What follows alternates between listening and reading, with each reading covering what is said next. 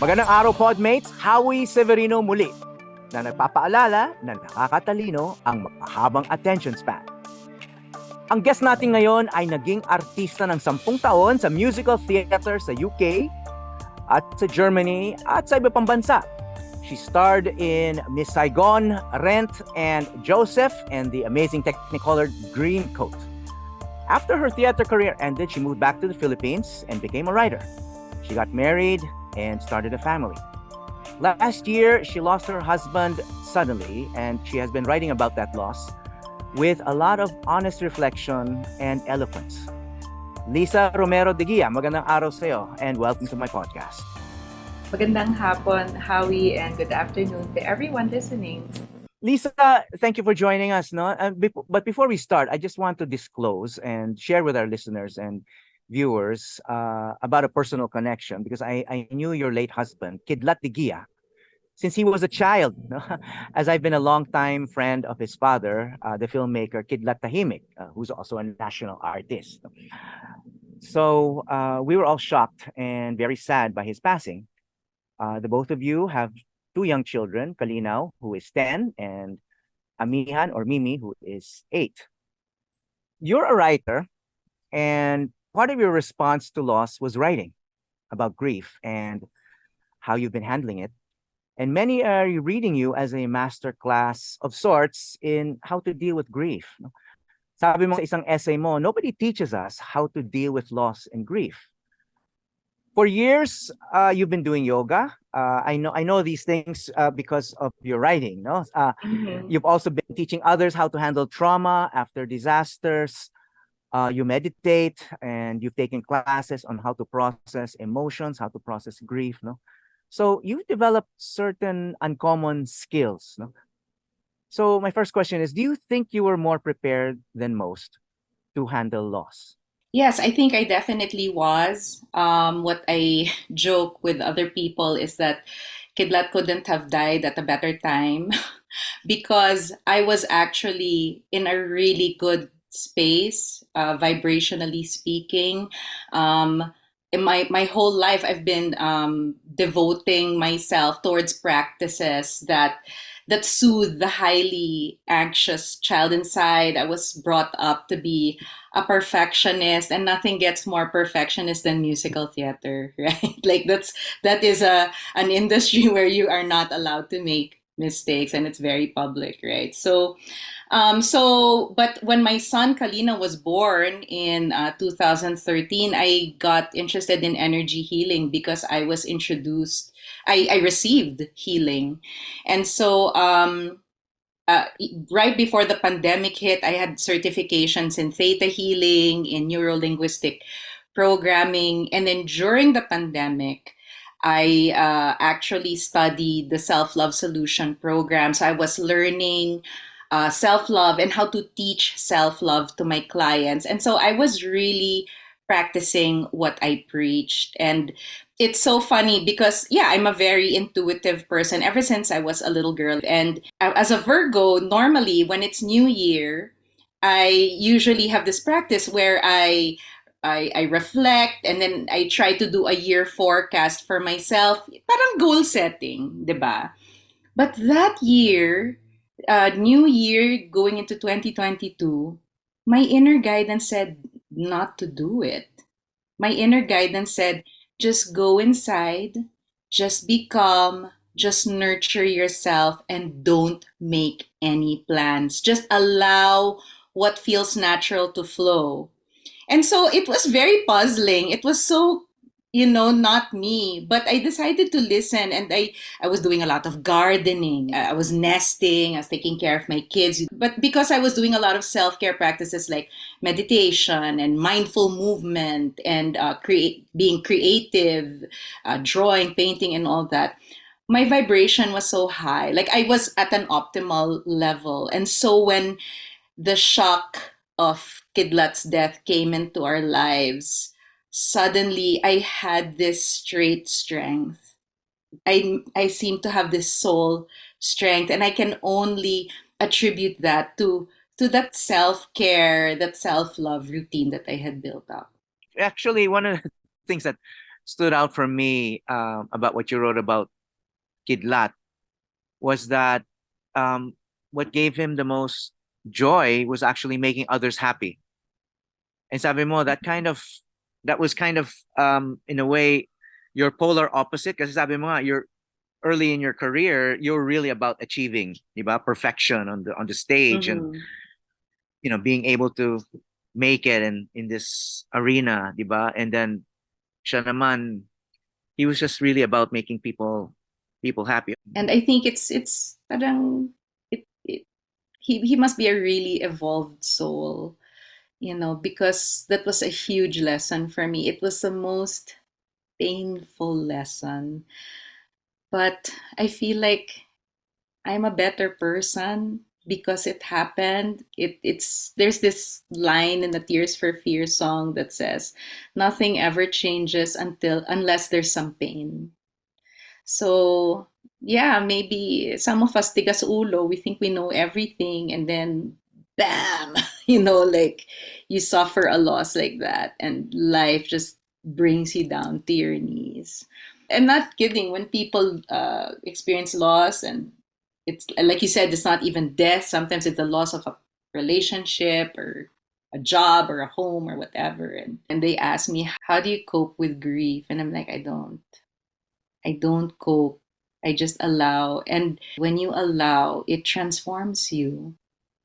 It makes you question what you know in a good way, in a good way.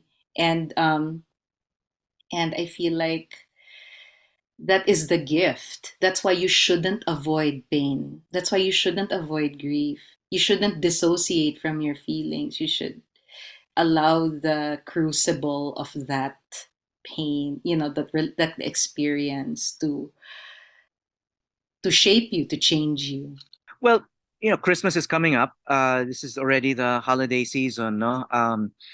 And of course, the great expectation is we're all going to be happy.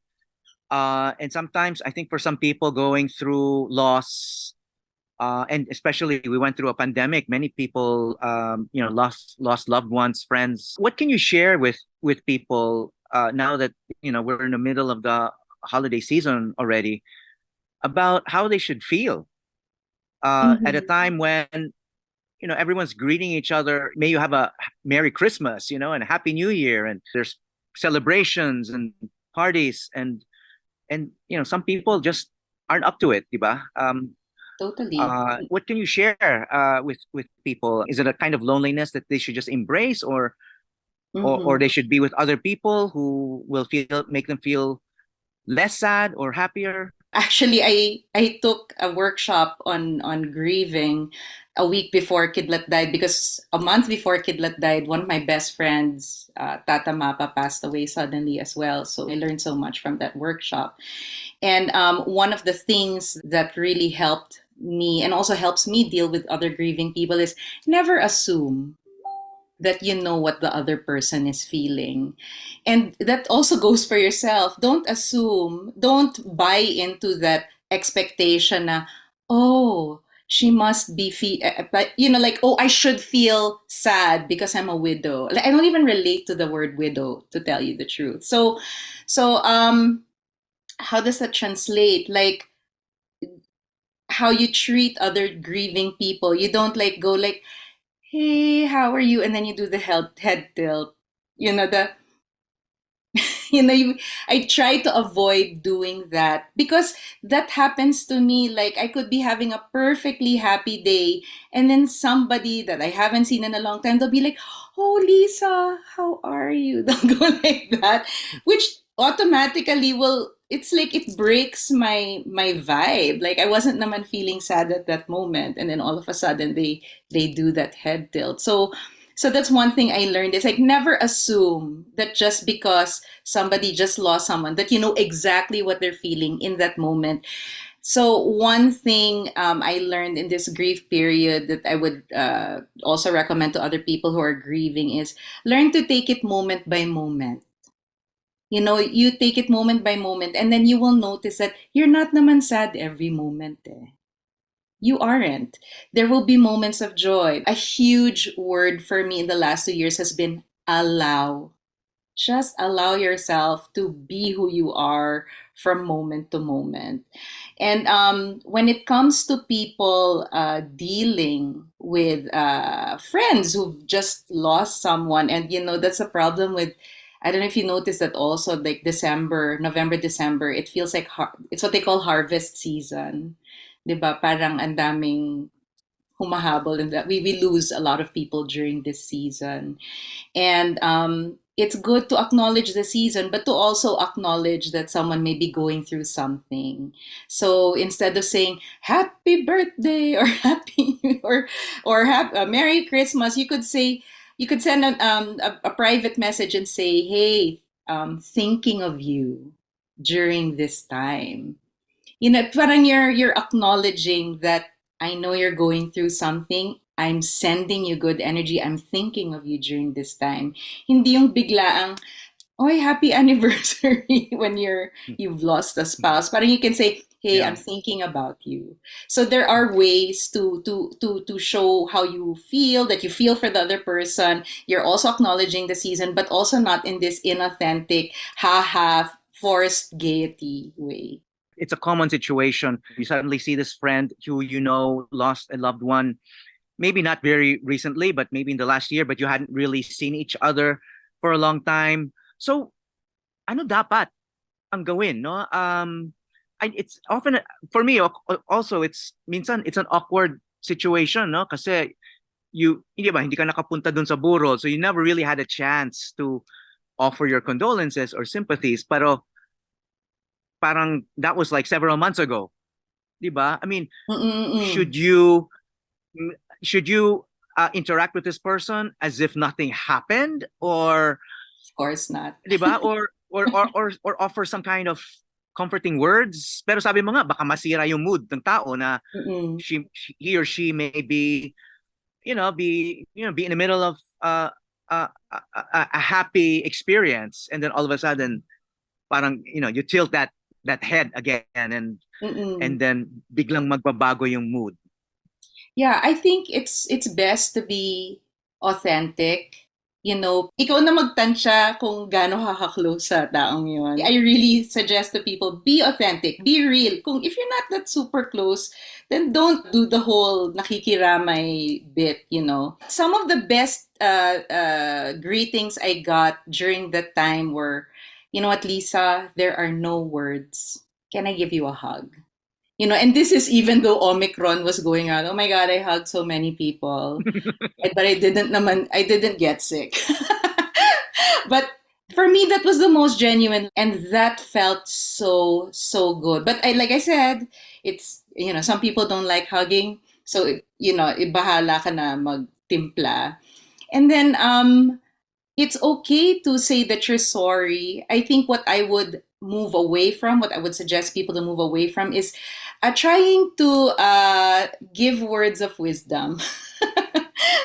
That's really annoying. I mean, maybe 2 years down the road, yeah, sure. But when it just happened, like, please don't say, kailangan na kasi siya ni Lord.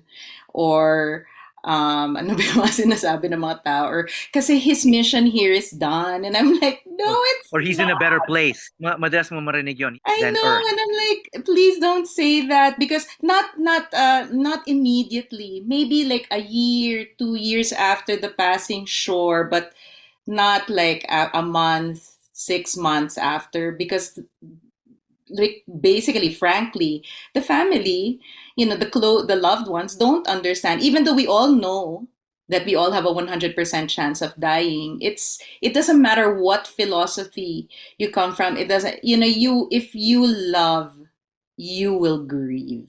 That's the price we pay, as we say. Okay, I want to ask you about your writing naman, no? Kasi you ended your musical theater career some years back, and you decided to become a writer, no? So that you have a writing career now, and you've written several books.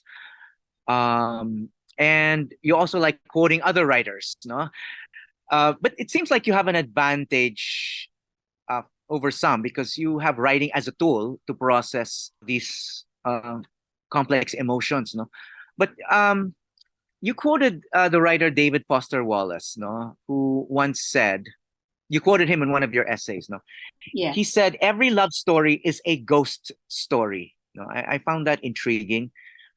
Of course, you you expand on that in your essay, but for our listeners and viewers, no, how do you understand that quote? Every love story is a ghost story.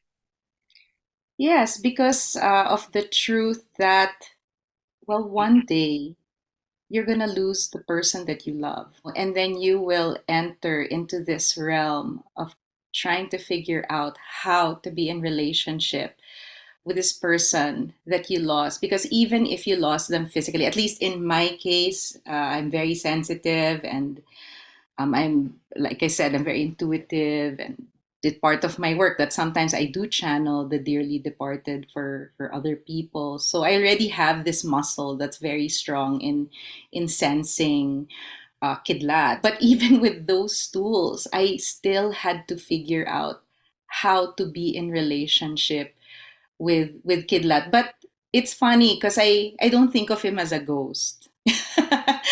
I mean, I came across that quote because I was watching this Netflix movie right after he died. I think it's called The In Between.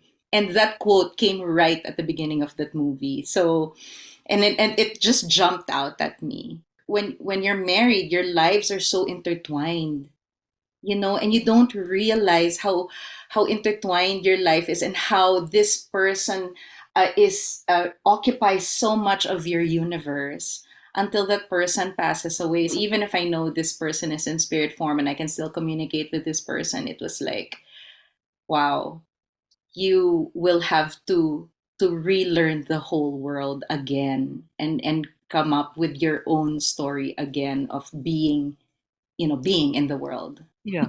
Oh, kasi kasama dun sa routines mo, no? Yung tinatawag mong morning pages where, soon after you wake up, you kind of write stream of consciousness, no? And I guess that's how you also remember a lot of your dreams, because you write a lot about your dreams, no?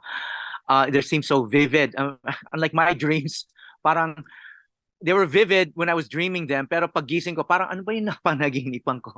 So I guess that's part of the secret, no, of being able to retain a lot. Is just writing when things are fresh, no.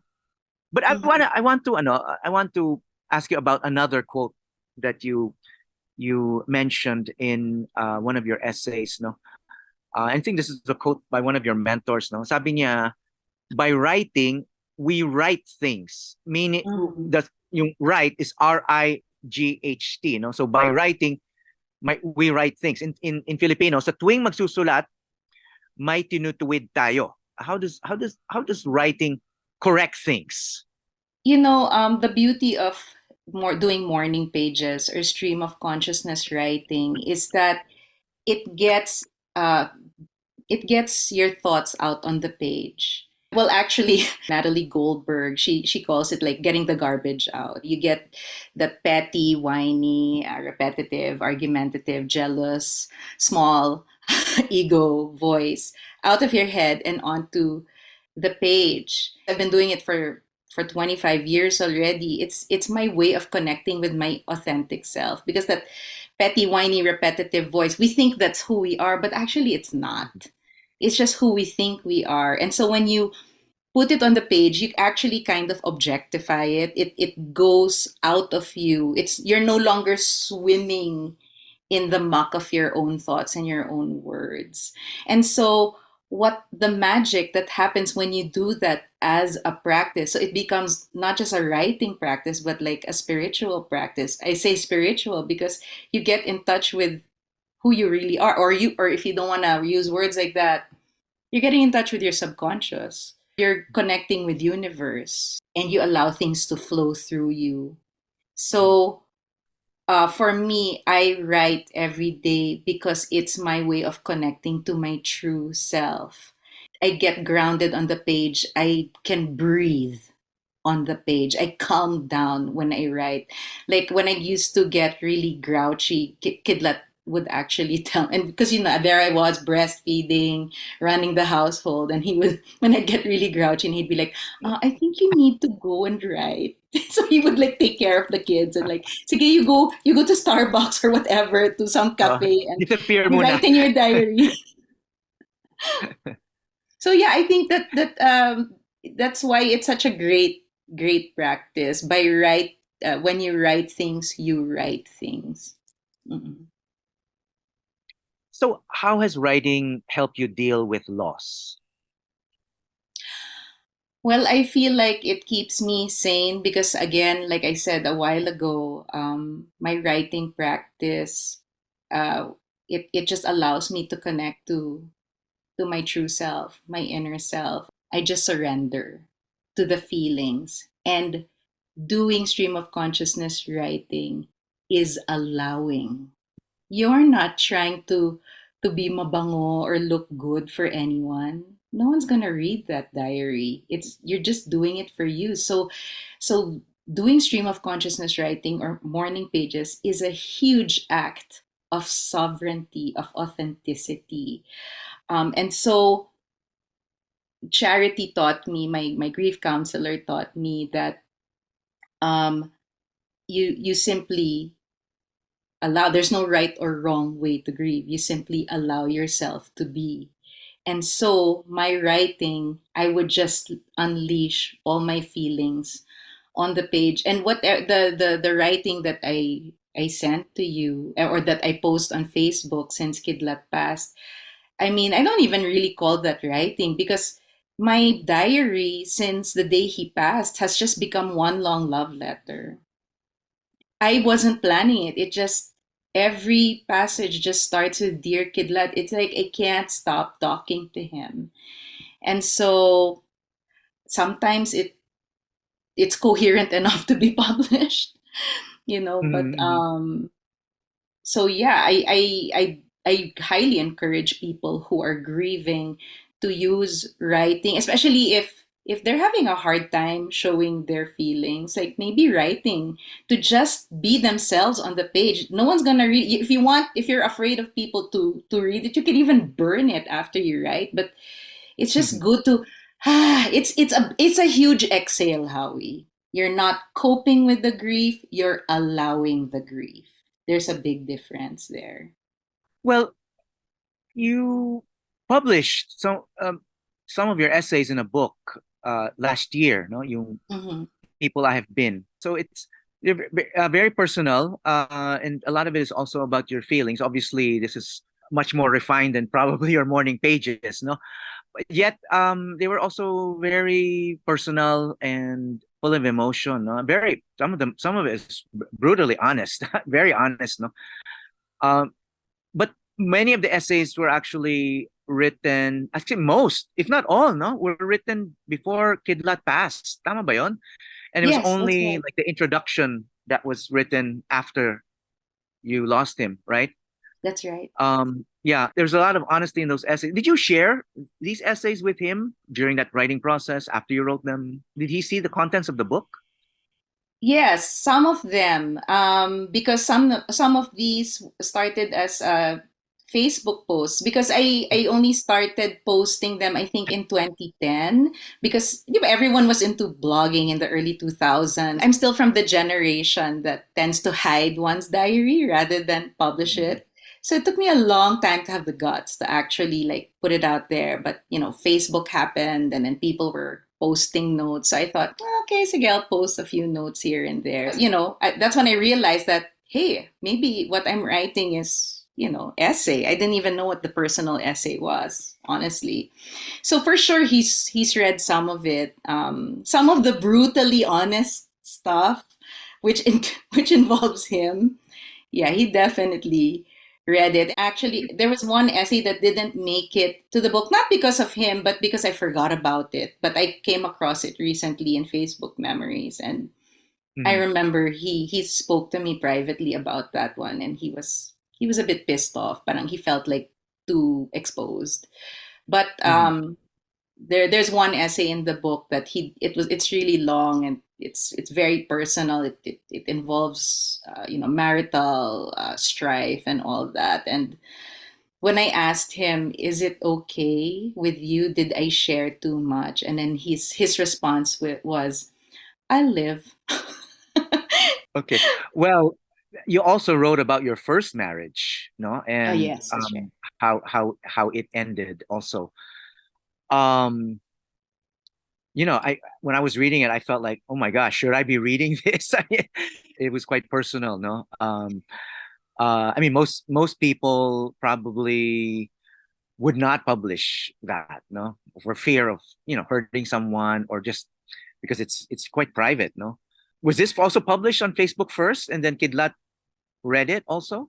No, you know what? I wrote that essay as a submission to enter the writing workshop of Wilfredo Pascual.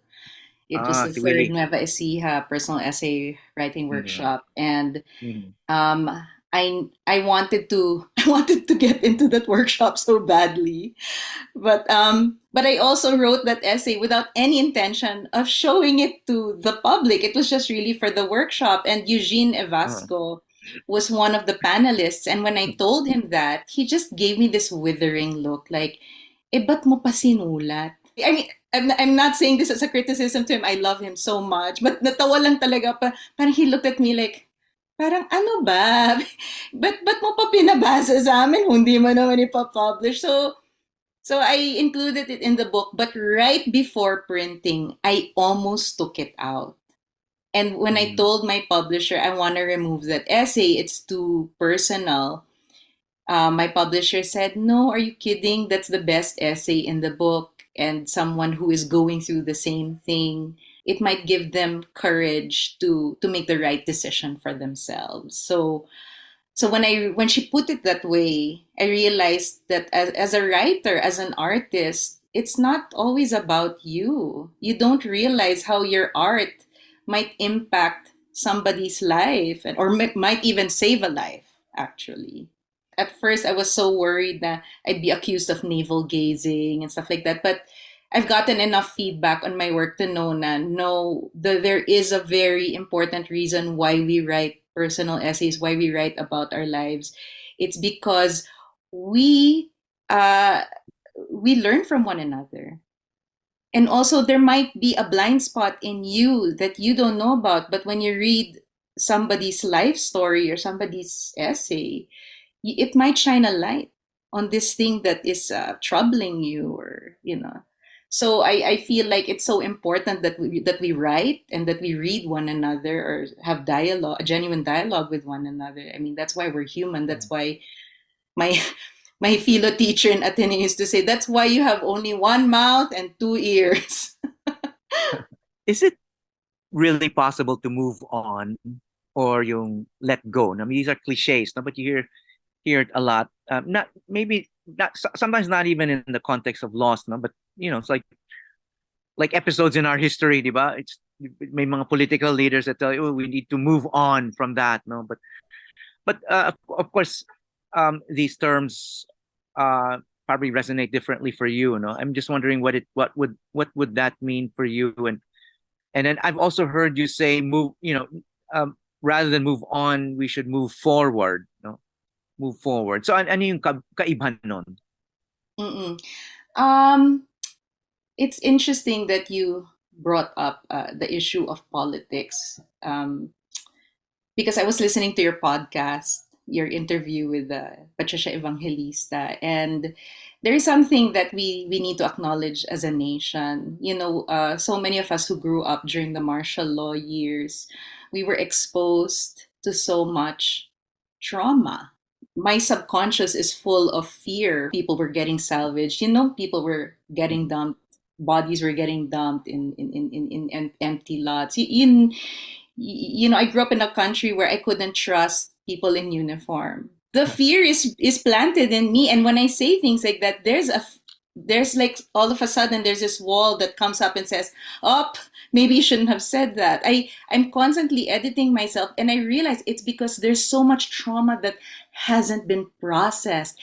It hasn't been allowed. It hasn't been allowed, and that's why.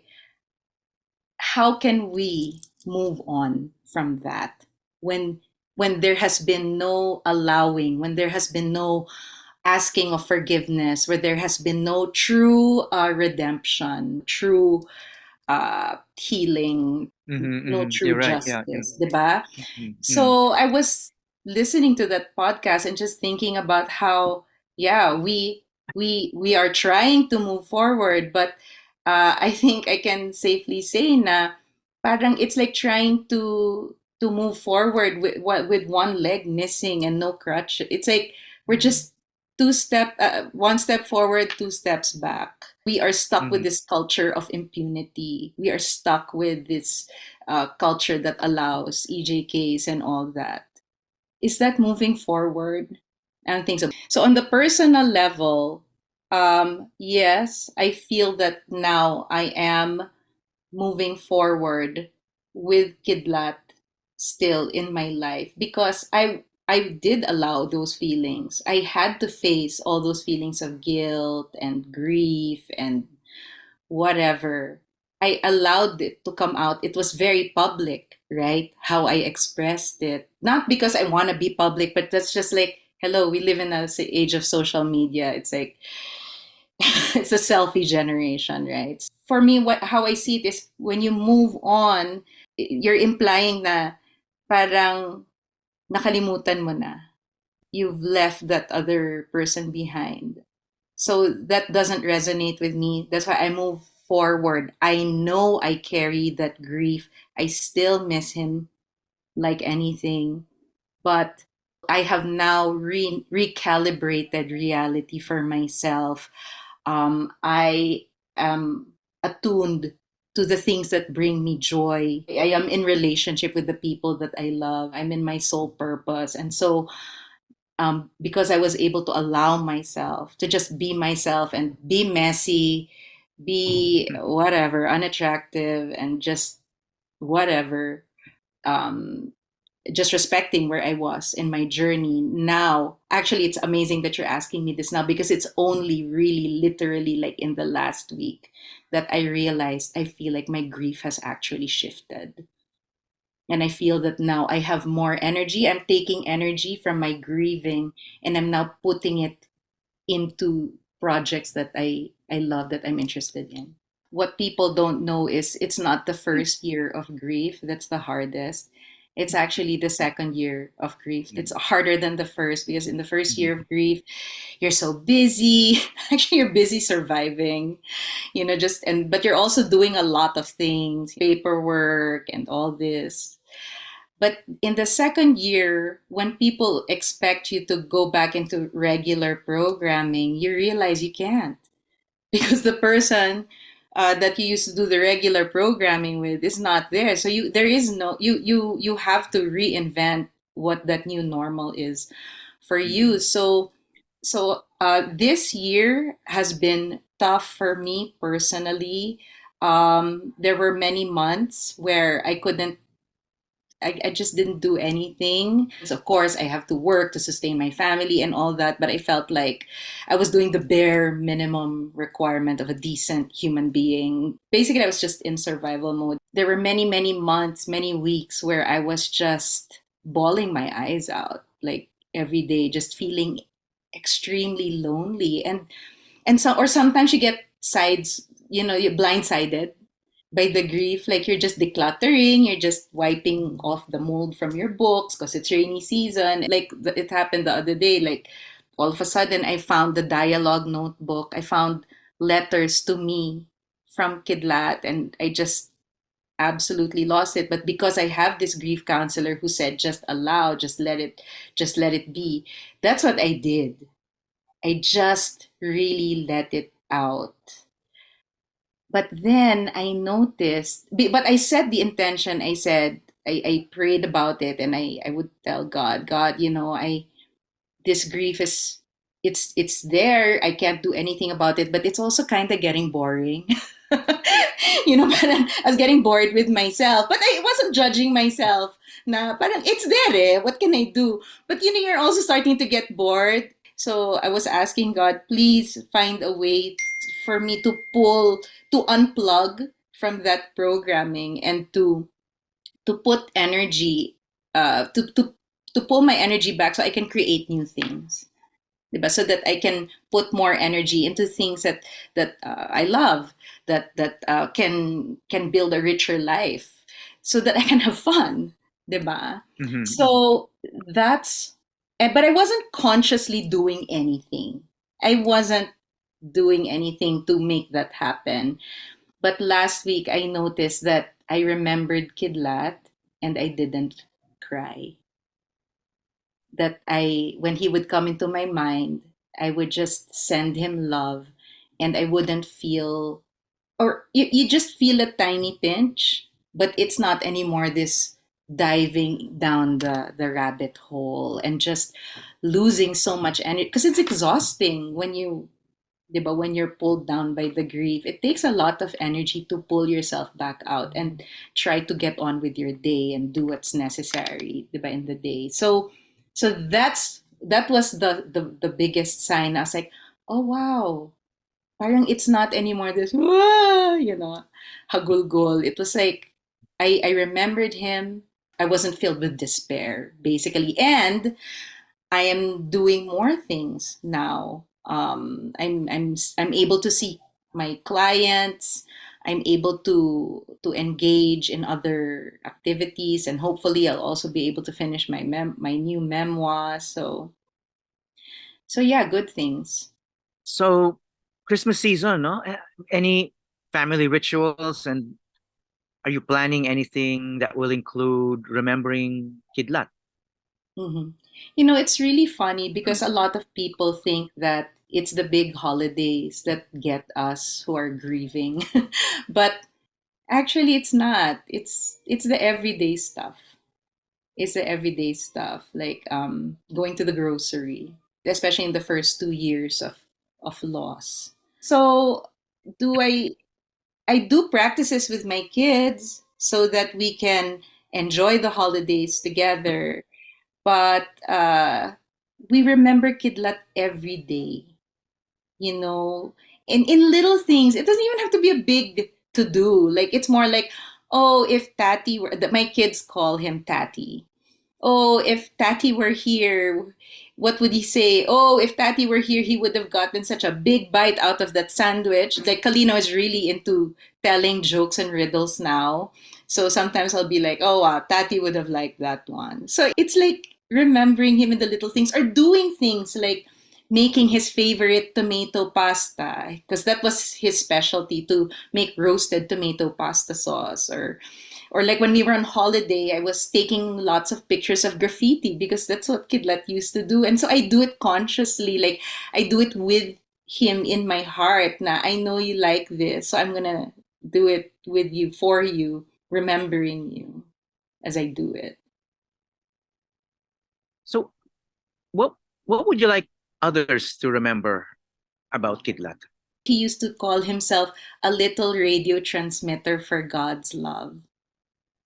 So knowing Kidlat and witnessing his passing and all, experiencing that, he taught me that it's not about accomplishments. Diba so many of us are so into achieving, accomplishing. Actually, I'm talking about myself. I'm so driven. Um, I thought that's what was important, leaving a legacy of this and that. But with Kidlat, I realized like, wow, he really had the right idea. He was so much about being a channel for love for others. He was the professional friend. He would help so many people just by listening to them and giving them advice. I remember once he had a shoot in Basilan for Balay Mindanao, and he also flew to Zamboanga for that project, and he told me, I know I'm going in my capacity as a filmmaker, but I also know that I'm like a little radio transmitter for love and peace. So even if he's being a filmmaker and he's interviewing someone or he's telling someone where to put the camera, no, he's so aware that that he is a channel for peace in that area, to those people in that area. So when he passed, I was so humbled. I was so humbled, Howie. Parang what a big soul lesson this guy gave. And but I also don't want to, what was it? Padma once said, I don't want to romanticize the dead, And one thing I'm grateful for, even though my kids are still so young, they were so young when they lost him, but old enough to have experienced so much laughter with Kidlat. He was just the funniest guy. Um, his role in di ba, you assign chores to one another in a marriage, and one of his chores was to read the bedtime story to them, and me, I would read it straight, yung parang, I would really follow the book, whatever was written there. But Kidlat would play with it. And you're the Sometimes actress. I could do like character voices and all, but Kidlat was like, sometimes he'd read the book backward. Or sometimes he'd change the story, and then the kids would be like, Daddy, that's not the story. But they'd be laughing, So they remember that. I mean, I used to say to people now, he's the Mary to my Martha. He's the Mary, you're Martha. Oh. He's the one who got the idea. Na it's not about the chores. It's not about getting things all squared away. It's about being present to one another. Or like one of the things I loved seeing him do was when we're at the beach and he just goes into the water and he floats, like completely surrendered. He just floats above the water and just completely enjoying that moment. And that's a huge thing that I'll remember about Kidlat, that he really knew how to enjoy life. He knew how to enjoy the moment, and he had the right idea about enjoying his time with people, really being present for others. That's beautiful memories, Lisa. And it's actually a great way to end this conversation. I want to thank you for sharing so eloquently and for being so open about your journey with us now and for so many of your readers. So maraming salamat, Lissa Romero de Guia. Thanks for Mabuhay having ka. me. Hi, I'm Howie Severino. Check out the Howie Severino Podcast. New episodes will stream every Thursday. Listen for free on Spotify, Apple Podcasts, Google Podcasts, and other platforms.